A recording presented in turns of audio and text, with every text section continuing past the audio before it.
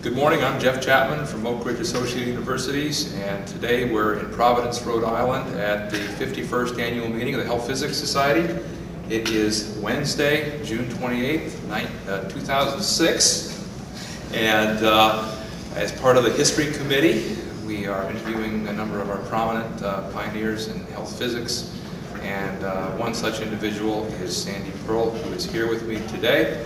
And I first want to thank you for joining us today. Thanks, Jeff. I appreciate the opportunity. I'm sure you do, and thank you very much. And with that, let's just delve right in and ask, how in the world did you get into the business of health physics and the science of health Well, when I got into health physics, I had not a clue as to what health physics was. That started back in actually 1970. When I started at the University of Miami in 1966, I was in a pre-med program and major in chemistry and biology, and didn't really care too much for basic physics. And then there was the Vietnam War, and getting into medical school back in those days was a little bit more difficult because of all the people trying to get out of the draft. So I graduated with my 2 degrees in 1970 and did not want to go out. Biology? In chemistry and biology, with a pre-med and background. And I decided I didn't want to go out and teach, didn't want to do research, and I was speaking to an individual, and I was told, well, we can give you a free scholarship to get your graduate degree in radiological physics, and we'll pay your tuition, we'll give you a government stipend. It was under the old HEW program. And HEW, right, way back. This is, again, 1970. Was this a deal, 80s? Was what the it was under the health and education welfare system. So I figured free education, free stipend, just got married. I said, don't know what health physics is, but it sounded good to me. So I entered it, and from 1970-71 was in the program, got my master's in radiological physics, and that's what got me started. First job was then. Now, were you a native of Miami, or you moved to Miami from? I was born many years ago in New Jersey. Moved to Miami when I was 2 years old. Basically, that puts me in as a native. But in between that, I went to military academy up in Indiana, a school called Culver Military Academy. The reason I went there, that was 1964, because I didn't want to go. I was living in Puerto Rico at the time. Oh my! And my father was in the building business and moved from Florida to Puerto Rico, and it was interesting. But after a while, I was looking for a little better education. So in '64, I went to Culver, and the reason I did that was I didn't want to go to one of the prep schools up in Massachusetts and wear a suit, which I still don't like to do, obviously. And decided military academy sounded pretty interesting. And Culver was ranked about number 3 or 4 in the country, behind Andover and Choate and so forth. So I did that, went back to Miami, met my future wife at the university, and again, when I graduated from Miami in '70 is when I ended up in this program. My first job was to work for the state of Florida, more in the medical physics Up in Tallahassee? In the Miami area, Dade Miami County, area. in Miami area. So I started with the state of Florida in '71 while I was finishing up my dissertation thesis program. Which was in, what were you studying? Radiological physics. What specifically? In the medical physics area, X-ray technology, nuclear medicine, which really tied very well with the state of Florida, because I headed up the program. They were looking for a physicist to head up the inspection program. So I came in, again, just right out of graduate school, and a little intimidating at first, but basically that's what I did. And I worked there for 4 years until 1975. Working for the state government is kind of nice, but they don't pay a lot. Right, I understand. So in 1975, I had dealt with a lot of the utility people. Basically, it was Florida Power and Light Company, who had just basically started operating 2 nuclear reactors in the Miami area, Turkey Point Nuclear. And they were in the process of starting up St. Lucie Unit Number 1 up in the central part of Florida on the East Coast. And I was involved from the state aspect in the emergency planning part of it. And the fellow who headed up emergency planning said, "We have an opportunity here at the utility." So in 1975, I joined the nuclear utility and started to get involved more in the reactor physics part. I see. First 6 months working in emergency planning, I really didn't find that to be real exciting. Now we're talking about 1975 now, so it was very archaic back then. Sure. Simple little drills and so forth. This is pre-79, so it was pre-TMI. But after about Who in that program was your mentor? Well, Was the anybody fellow who got me over there at that then time? was Sam Kingsbury. Actually, Sam was a little older gentleman, but I had known him for those 4 years, and he headed up the emergency plans for the utility. So he's the one that first got me into the utility world. The corporate health physicist at the time was Harvey Story, who was also, I haven't seen him in a few years, he was also a member of the HPS. And speaking of HPS, as a graduate student, I joined in 1970, so this is my 36th year as a HPS member. Fantastic. Fantastic. So anyway, I joined the utility, and a lot of things happened there, but after about 6 months, I was asked to learn the dosimetry system, because the only thing I had any experience with dosimetry was the little Eberline single chip TLD that we were wearing in the state, and that was my entire experience with dosimetry. And it was a TLD. It was a TLD. In the late 70s. It was a TLD because they had just transitioned off of film, which was a big dosimeter back then. So the utility had started up their program in September of 1975, and actually another individual who got me started in this is Randy Scott, who is a member of the HPS, who actually is here. He and I started the same day back in 1975. He was going to run the TLD system, and after 6 months I was asked, well, why don't you learn the TLD system here as a backup to Randy? Well, then Randy moved over to emergency planning, and then I started the dosimetry program for Florida Power and Light. It was an old Harshaw TLD system that and one of the first people I had met in the industry from a commercial standpoint was Art Lucas, actually. Art was back with Harshaw at the time. And people like Art and Marco Moscovich, who was with Harshaw at the time. Basically, they're the ones that gave me all the knowledge about TLD systems. And I had studied John Cameron's book back in graduate school on TLD. I had the pleasure many, many years later of meeting John, and actually brought John out to California to give a workshop at our California chapter meeting. And so this is later. This is later on.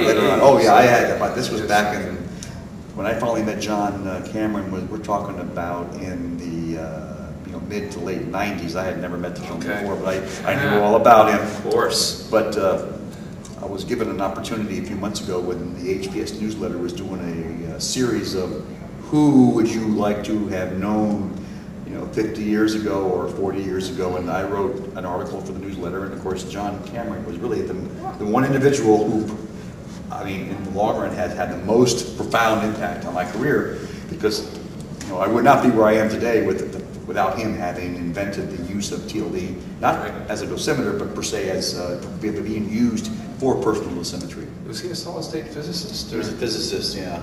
And if you've ever had the opportunity, he's passed on now, unfortunately, in the last year, but very, very knowledgeable and energetic individual.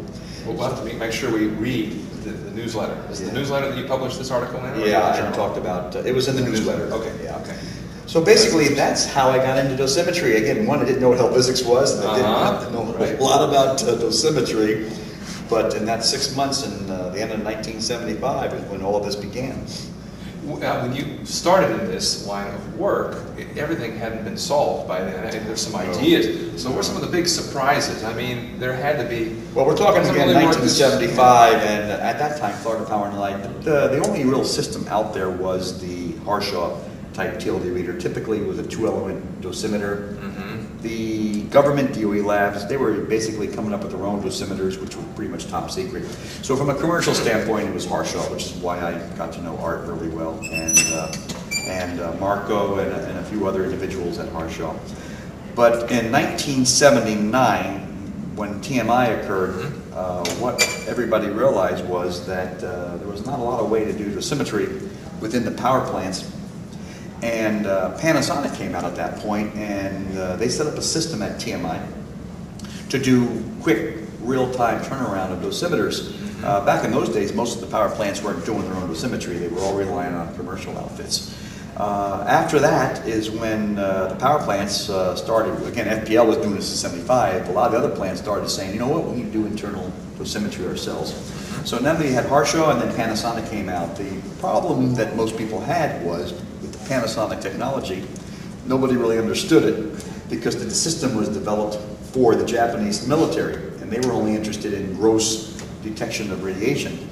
And at this time, Harshaw was starting to turn around and developing the 4-element TLDs, and they were getting, it was using hot finger type contact, and they started thinking about later on non-contact. So there was the TLD revolution was now in process.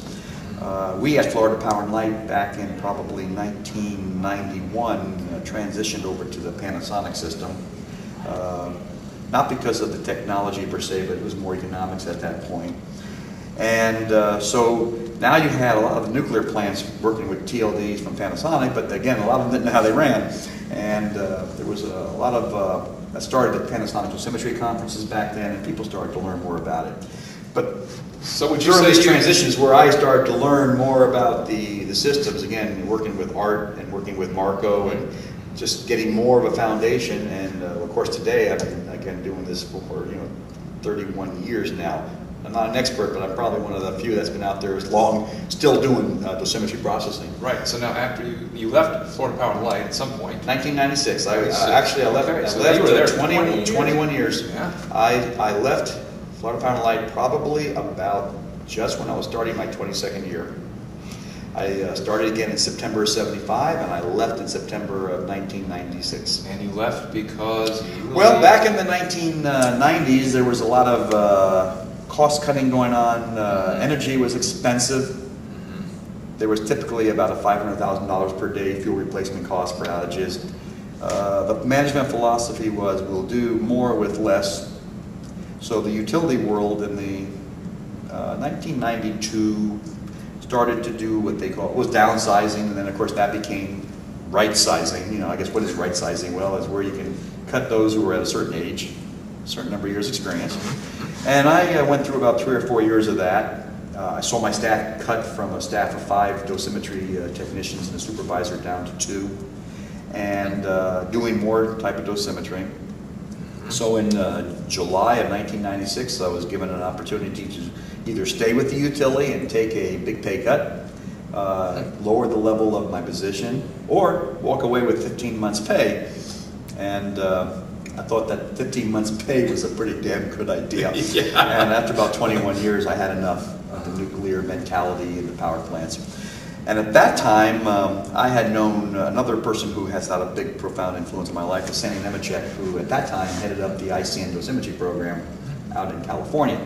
And we had done, since our own dosimetry in the utility, extremity monitoring became more of a frustration than anything else.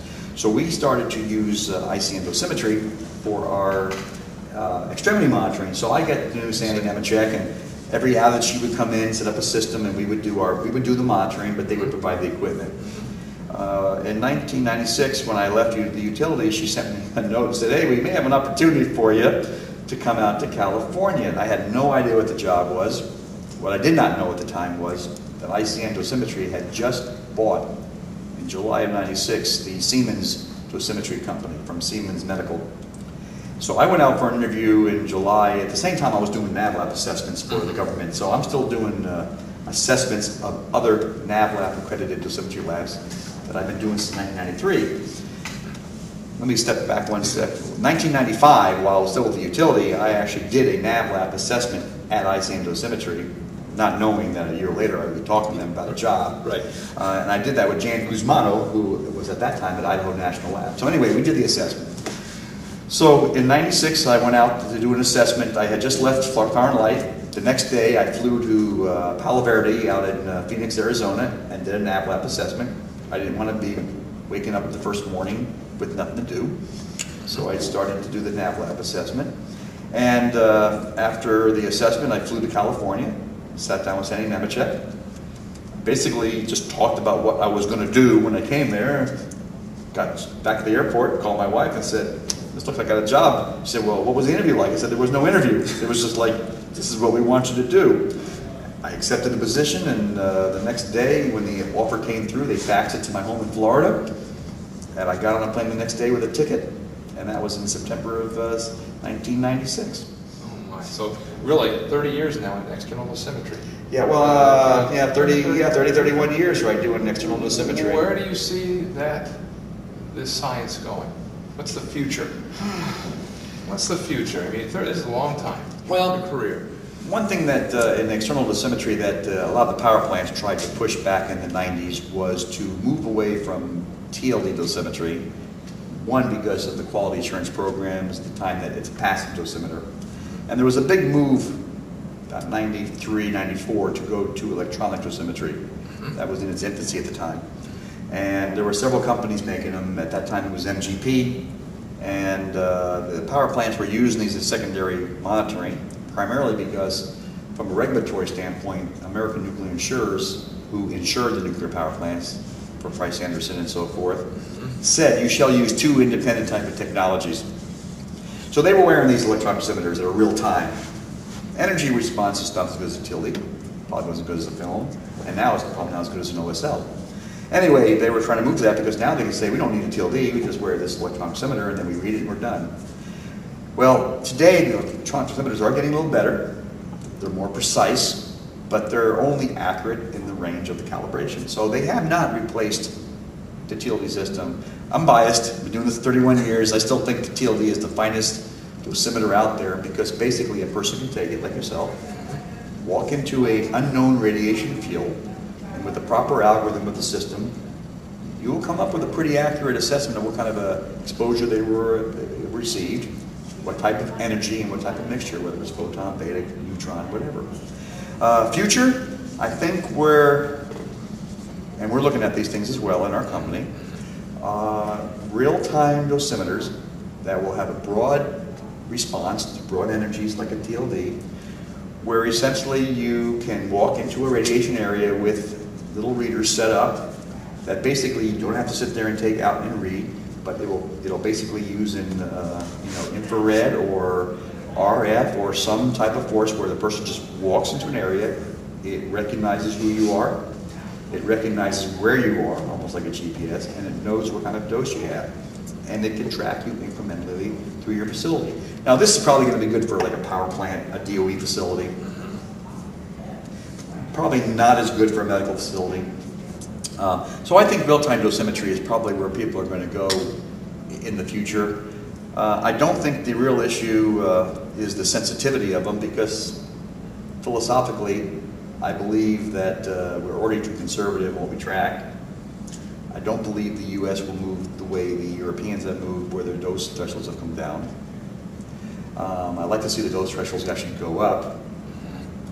There are areas where people probably don't need to be monitored.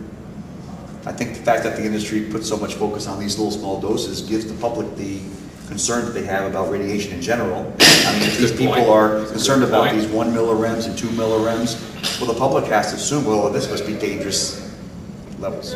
So I think, from a public perspective, I think the industry itself, and I include myself in the industry, probably have caused more of the fear that's out there today because of the way we treat radiation every day.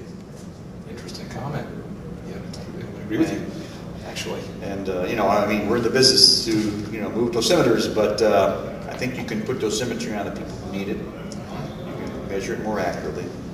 But let's stop giving the public the fear that radiation is going to kill everybody out there, and also get rid of the concept that these nuclear plants are just going to blow up. I mean, we had TMI, we had Chernobyl. Yes, some people did die in Chernobyl. Yes, it did cause some cancers in the area. But that kind of accident hasn't happened in the U.S. And the real result of TMI, and as you know, was that it was more of an emotional effect. Sure. Nobody had any type of exposure that caused any real illness. Right, so absolutely. Next 10 years, what's Sandy Perle going to be doing in the next 10 years? I'll tell you one thing. I don't know, but let's see. We had a new CEO of Global Dosimetry. ICM became Global Dosimetry in September 2003, and he became our CEO in April 2004. And we sat down and just talked, and he had been there for a few months transitioning us to the new company. And he was a non-physicist, but he was a good businessman. And he sat down with me and he asked me, what are your long-term goals? And I looked him right in the eye and said, you know what, at this point in my life, they're all short-term goals. But I don't have any long. I pretty much aspired to where I really wanted to be. Yeah. I mean, I have the respect of the industry. I know a lot of people in the industry. I mean, you know, I come to this kind of HPS meeting and I can stand in the room and I probably see 100 people come by who know me. Right. I'm very prolific on radiation list servers, so people, I know you are. people get to know me. Oh, yeah. Are you still going to continue that? I will. So basically, you know, I told Tom, who was my CEO at the time, that, you know, I'm head of the technical operations regulatory worldwide for this company. You know, I probably don't know how many more years I'm going to work. I don't aspire to be a businessman. So essentially, I've really met my goals. Now, in 10 years, where will I be? Well, actually, where I want to be is I want to be working for National Geographic as a photographer. Basically, because that's my hobby. I do take a lot of pictures. A lot of people who go to the society meetings, they see my pictures. I take pictures of all the meetings. I take pictures wherever I go. I have about 150 picture pages on my website. So my real goal would be to become a non-working physicist, taking pictures around the world and letting someone else pay for the travel. What has the Health Physics Society meant to you the last? Well, you know, for the first few years that I was a member, again, 1970, the focus of the society at that time was really, it wasn't geared towards the reactor physicists. You know, it was more oriented to government people, it was more academic. There's a lot of, I read a lot of studies on beagles, I read a lot of studies on uranium milling, dirt. So I didn't have a lot of interaction with the society at that time. As I joined the commercial world, and of course the society wasn't trying to go out and get a lot of reactor people either. You know, I mean, they finally created the reactor physics section mid-1990s, so it was a long time after I had joined. You know, 23 years after I'd been a member, they finally said, you know what, there's a whole bunch of people out there from the reactors who probably could help us in the society. But I stayed as a member, I supported it from 1970, and basically when I went to the commercial world, then I started to come to all the meetings. And I gained a whole new perspective at this point because now we had the reactor physics people, I was a commercial person. So I started to become more involved in the society, and my first big opportunity was to, at the request of George Anastas, who was president at the time, they wanted to have somebody come in and take over an ad hoc committee, the Electronic Media Committee. Part of the reasoning was the medical physics group had a listserv that was defunct, and the society wanted it to be running. So I said I would do it. And I came in, and within one day we had a listserv running for the metaphysics. I worked with several people at San Onofre who were computer whizzes, and we set up a listserv on the HPS1 website. And at that time, I started to think about what the society needed to become more like other meetings around the world that I would go to. And the first thing I said, you know what? We don't provide the membership, and again, the whole thing is, what do you provide your membership? Come to a meeting, there's no way to connect to the internet. So I came up with a plan. I recommended the board of directors that we set up these internet cafes at the meetings. I went to one of the board of directors meetings. This was probably 97, 98, 99, and proposed this thing here, very cost effective. And there were members of the board who came up and said, well, in the discussion, why would you do this? People can go to their room and use a computer. My comment was because most people have to pay 10, 15, 20 bucks per night to use the computer. And I said, but you know, the society needs to do more for their membership, and this is a service that would be invaluable. Cindy Jones, the NRC, was my board of directors liaison, and she kind of helped push. So we ended up getting that pushed. From there, I then joined the Symposium Committee, which was responsible for the mid-year meetings. And we, at that point, are the ones that came up with the first time where all of the presentations for the mid-year would be on PowerPoint. Because before that, people were using slides and overheads, and it was pretty archaic. So we... I remember those days. You remember those days? Okay, I remember those days. They went too long ago, really. So no, it wasn't that long ago. So we finally got that through, at least for the mid-year, any presentation would be PowerPoint. And then from there, I met Jack Fix from P&L, who was the chairperson at the time of the Standards Committee. And it was at the Virginia Beach meeting, the mid-year, that I was almost snowed out. Yeah, exactly. I got stuck on an airplane in Atlanta. I met Greg Comp from the Army. He and I were sitting. They were so, the airline was so apologetic. They put us in first class, and we met for the first time. That was great. And now he's a good friend and colleague of mine. And so Jack Fix nominated me to be on the Standards Committee at that meeting. I was approved. So now I'm getting to an area where it has effect on the industry. So that was important. Right. And after about a year and a half, I was appointed or nominated and voted on by the committee to become the vice chair. And then after the Tampa meeting, Jack was going to leave his term as chair, and he asked me if I would consider doing it. And I said to him I was pretty intimidated to follow him as a chair of that committee because it had a lot to do. And he said, no, you'll be okay, and I'll be a past chair, so we'll do it. So after the Tampa meeting, I became the chair, and I'm still the chair for another term now. And but I work with Joe Ring, who is the chair of N13. I work with Gordon Lodi with N43, and even though N42 is not the Secretariat is not, from HPS is not involved with them, they're more IEEE, and I work with N42 as well. So I have an opportunity to see what's going on in the industry, trying to move new procedures, new standards. We had a conversation yesterday about environmental standards, and the U.S. unfortunately is behind a lot of the countries. We have a lack of standards in certain areas. One of my goals from an HPS standpoint, we just had that meeting with the President-elect, and the past President of HPS, is to become more involved with international standards. So we're going to try to come up with HPS standards, Nancy, that are more in line with ISO standards, so we can bridge the gap and stop being the outlier in the world as far as standards. So I'm at a point now from a career and with the HPS where everything is just about right. So when do you think will be metric? Never. Here we are in 2006. It's hard enough because we're dealing with the dosimetry part, you know, okay, we're talking about, all right, I can understand millisieverts, okay, I know that pretty well, and I can understand sieverts. Then we get into the becquerels and grays, and GDS has a lot of customers overseas, and of course all of their information is in the metric system, and we provide it, but when I have to go back and do a dose assessment or dose reconstruction, I'm trying to think, okay, how are they doing this? Exactly. I have a feeling that I'm going to basically be gone from this business before that becomes a real issue. Right. I sure hope so. Well, it's about time we wrap up, and I just wanted to ask, is there any final remarks you'd like to make for the record as to the future of our profession and health physics? I think the biggest issue in the future, and I think this has been recognized by a lot of people, we are now finally in I call the nuclear renaissance again. You know, since TMI, there's been no nuclear plant built in the United States. The rest of the world is going continually. They're building, France, Germany, I voted to shut their plants down, but they really can't replace it. Sweden had said they're going to shut down. They're starting to back off of that. Well, in the U.S. finally, there are 3 or 4 large utilities who are now going through site preparation, and they're setting up their procedures, environmental impact statements.